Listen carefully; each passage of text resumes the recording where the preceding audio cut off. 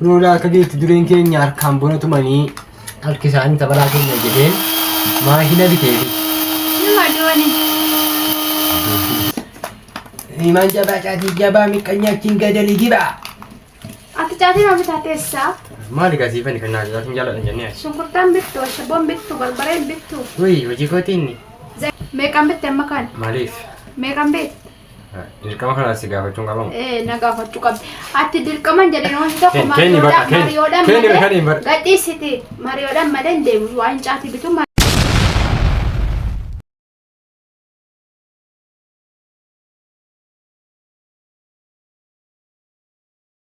har'a caatii ajaa'ibaa miti otoo ishee kunuudha.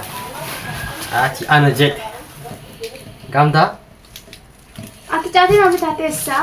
Maali gasiifani kan naajaa sun jaaladhan jennee? Shunkurtaan bittu, shabboon bittu, barbareen bittu. Wayii hojii kootiinni. Zayitiin bittu, zayitii fidisiin jennee asila. Caatii kana zayitii caala si jirtu koo. Meeqaan bitte amma kan? Maaliif? Meeqaan bitte? Dirqama kanaas si gaafachuun qabamu. Na gaafachuu qabdi. Ati dirqaman jedhanii wanti tokko Kenni bakka mariyoodhaan malee gadhiisiti. Mariyoodhaan malee hin deemu. Waan caatii bitu mariyoodhaan malee hin deemu. Waan barbaadu ta'e kenni. Caatii yoo bitta ta'e, maal yoo bitta ta'e, waa yoo bitta ta'e na gaafadhu na mariyaadhu. Qoxaaree hojii waan. Haadha namaaf jedhamne reeka. Akkasii haadha mana keessatti malee waa'ee bakkee haatu galcha. Yeroo hundi caatiin bitamuun hin ta'u faa. Birrii keetiin bitame. Ammayyaa ta'uu fi Birrii keetiin bitame. kan kee keleenyooti. Hangooti. Akkasii egaa yoomii adda ba'i. Kan kee immoo hangooti.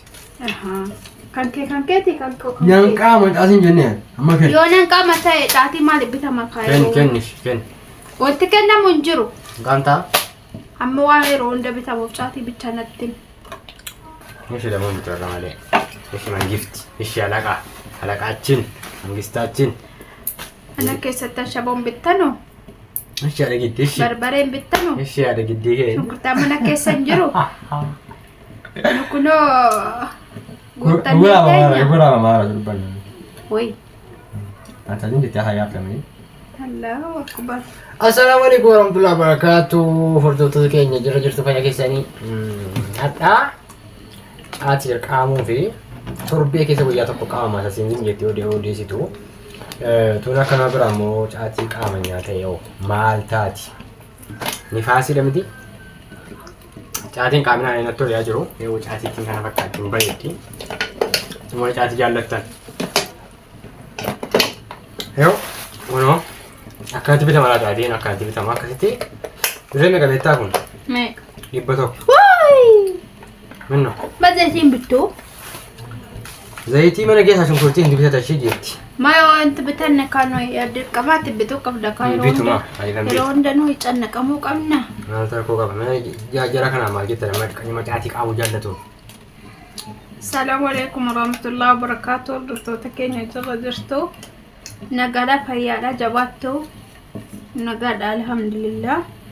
Abbaan kaalee kunoo hana caatii bitanii dhufanii. Caatii bitamuun illee haa ta'u. Waan ani itti madiisanii caatii fudhatanii dhufanii kanaaf an aareetti ka'aa jira. Buna daakataarra immoo buna fa'i dhuguudhaaf. Bunni dhaabamaa jira. Caatiin irraa caatiidhaarra iskii dhagaa bismillah shaajaan keessa mudhii ta'u.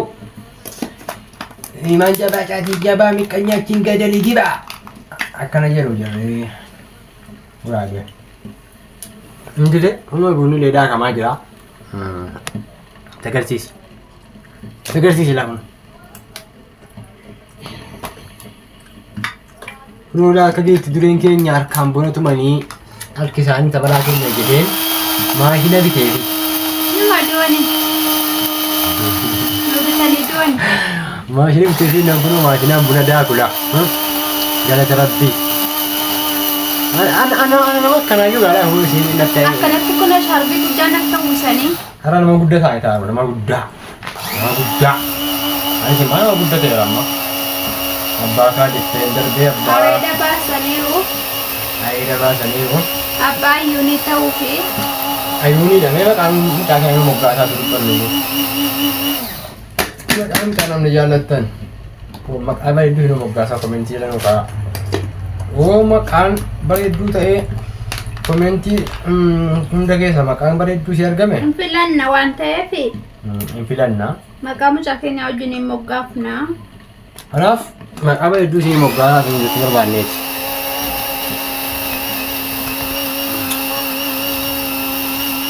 Akkanatti gaa har'a du'aa godhuudhaaf bismillaahi rahmaani rahiim bunni kun jabanaan danfaa jirti. Mee maal jedheen kana du'aa? Kadhadhu wala du'aa fataadha saaranu. Daakii kee garagalii kaa wajjin kadhanna. Hordoftoota keenya bakka jirtanutti bismillaahi aalamii hunda bakka jirtan ajaan keessa lafoo. Isin milkeessu. Nuuma milkeessu. Nagaa milkiidhaan maatii keessanitti rabbi isin galchu. Waan yaaddan hunda argadhaa. Bismillaahi warri biyya namaa jirtanu. Waa fayyadamnaadhaafi. Maatii fayyadnaadhaafi. Kanaaf xinqamartu. Rabbiin haajaa keessatti na baasu. Rabboo xiqqoo hojjettee guddaa argachuu rabbi isin hawwaffa'u. Bakka laxxaa'eeti milkaa'aa. Rabbi isin jaallattu. Wanti isin hojjettan barakaa isiniif ta'u. Barakaa isiniif godhatu. Aboodurriin kun ibboo hira barakaa dhabdeetti rabbi barakaa keessa kaa'u. Biyya keessatti milkiidhaan rabbi isin galchu. Warri yeroo kana yaaddoo keessa jirtan yaaddoon keessaan abaa'u. Dhaabbatu yaaddoo isinirraa. Ajaan keessan abaa'u. Mudhii itti abaa'u. Bismillaahi. Birri bashaantaa. Woxii bamaankaa. Allaahumma salli. Sayyidina Muhammad. Ati immoo nagaadhaan dahi. Qaamu hin jenne amma. Akkasitti gaarra kunoo jaarsa du'aayii taanee du'aayii illee kadhannee jirra. Bunni danfaadha. Ati bakka duka du'aayii nuyi qabduufi mee ijoollee biyya alaa jirtu maal jettame maal dhaamtaati du'aayii godhi keenya. Du'aayii nan godhaaf inshaallah. Amma rabaatiif gaa milkaan galaa. Yeroo hunda kadhaaf yaan takka du'aayii kadhachuu himne. Eega galte maal galte laati?